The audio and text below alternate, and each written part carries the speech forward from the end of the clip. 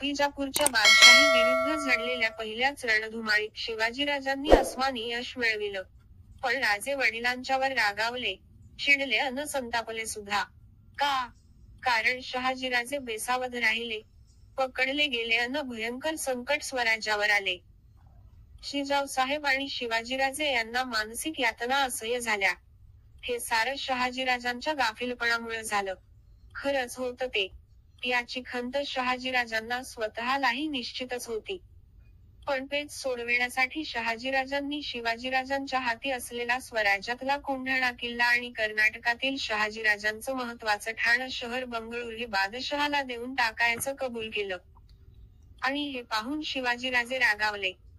राजकारणात अक्षम्य ठरणारी गाफीलपणाची चूक स्वतः महाराजसाहेब शहाजीराजे यांनी केली. परिणाम मात्र या लहानग्या स्वराज्याला भोगायची वेळ आली. तळहातावरती भाग्याचा तीळ असावा तसा कोंढाणागड बादशहाला फुकट द्यावा लागतोय, याचं दुःख राजांना होत होतं. स्वराज्यातील तळहाताएवढी भूमी ही शत्रूला देताना यातना होण्याची गरज असते. कोंढाणा आदिलशाहीत परत देऊन टाकण्याची आज्ञापत्र राजगडावर आली. आणि महाराज व्यथित झाले.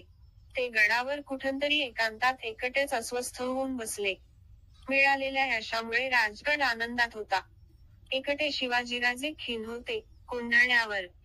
राजे कुठंतरी जाऊन एकटेच बसले आहेत ही गोष्ट वयोवृद्ध सोनो विश्वनाथ गंभीर यांच्या लक्षात आली. सोनोपंत म्हणजे आजोबा शोभावेत अशा वयाचे वडीलधारे मुत्सद्दी.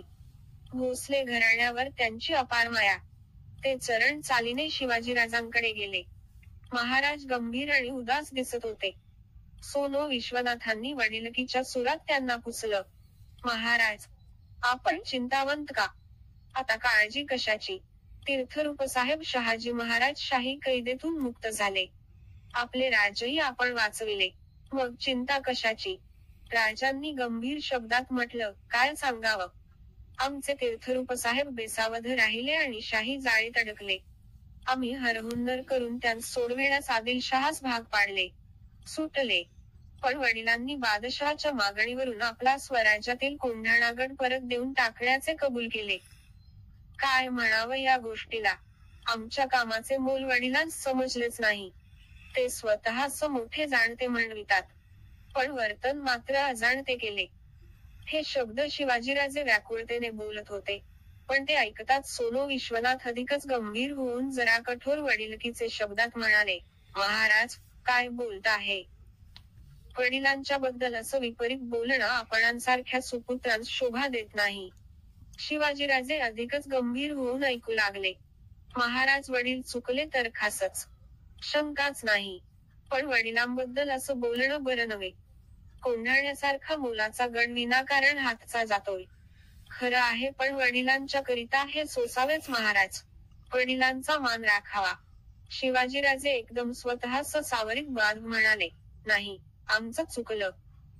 वडिलांचा अपमान करावा म्हणून आम्ही बोललो नाही. स्वराज्याचे नुकसान, मनाला मानवले नाही म्हणून बोललो. कोंढाणा गेला म्हणून बोललो. महाराज, कोंढाण्याचे काय एवढे वडिलांपुढे? हा अतिमोलाचा गड देऊन टाकावा. महाराज, आपण तर अवघा मुलूक काबीज करा. उदास होऊच नका. महाराजांना हा विवेक फार मोलाचा वाटला. पटला. त्यांनी जरा तीव्र शब्दांत म्हटलं, होय, जरूर. पण वडिलांचा झालेला हा अपमान ती कैद. त्या अफजलखानाचं वागणं बोलणं आम्हाला सहन होत नाही. ज्यांनी ज्यांनी आमच्या तीर्थरूपांचा असा हीन अपमान केला, त्यांचा सूड आम्ही आमच्या हातानं घेऊ. तो अफजलखान, बाजी घोरपडे, ते वजीर मुस्तफा खान, मनसबी, काळी मुलकी या साऱ्यांचे वेळे आम्ही घेऊ. सोनो विश्वनाथ ह्या राजवचनांनी सुखावले. अवघं पावलं असं वाटलं असावं त्यांना.